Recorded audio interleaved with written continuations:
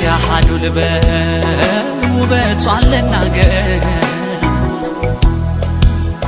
የሰራ ገላዋን ዘርዝሬ ለመስከር የተሰጣት ጸጋ ከሰው ቢበልጥብን አግራሞቴ ሁሉ እሷ ላይ ሆነብን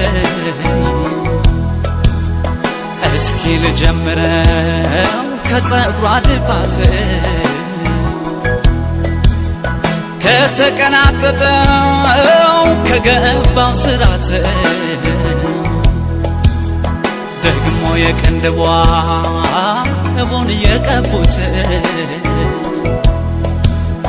ዝቅ ብለው አይኖቿ ለማታ መብራት